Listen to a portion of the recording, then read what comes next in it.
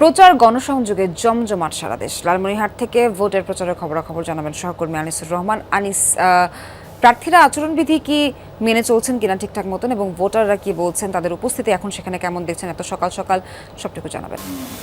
সোহার, আমি কিন্তু এই মুহূর্তে রয়েছি লালমনিরহাট 2 আসন নিয়ে যে গঠিত সেই আসনে কালীগঞ্জ উপজেলার চাপাহাট এলাকা রয়েছে। এখানে ধানের শীষের প্রতীকের প্রার্থী রুকনউদ্দিন বাবুল, তিনি কিন্তু সকাল থেকে গণসংযোগ করে যাচ্ছেন, বিভিন্ন এলাকায় ঘুরছেন। এরকম কিন্তু সব প্রার্থী সারা দিন রাত গণসংযোগ করছেন, আর তারা কিন্তু মানুষের কাছে ভোট চাচ্ছেন, ভোটারদের দাঁড়ে দাঁড়ে ঘুরছেন।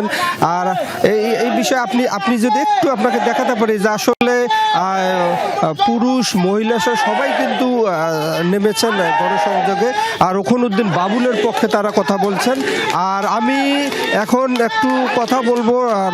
রুকনউদ্দিন বাবুল, আপনি একটু জানাবেন যে আপনি গণসংযোগে নেমেছেন, কেমন সাড়া পাচ্ছেন, ভোট নিয়ে কোনো শঙ্কা আছে কিনা, এবং নির্বাচিত হলে আপনার করণীয় কি আছে?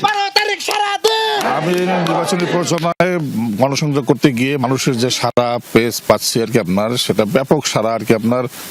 মানুষের মধ্যে একটা উৎসাহ উদ্দীপনা দেখা দিচ্ছে আর কি আপনার, এবং দিনের পর দিন মানুষ জোট বাড়ছে আমার পক্ষে, ধানের শীষের পক্ষে, বিএনপির পক্ষে। এবং আমি মানুষের মধ্যে যে সারা দেখছি সেটি 12 তারিখ পর্যন্ত আর কি আপনার এমন এক অবস্থা হবে আর কি আপনার। আমরা লালমনিরহাট থেকে আনিসুর রহমানের মাধ্যমে জানছিলাম। সবশেষ ধন্যবাদ আপনাকে।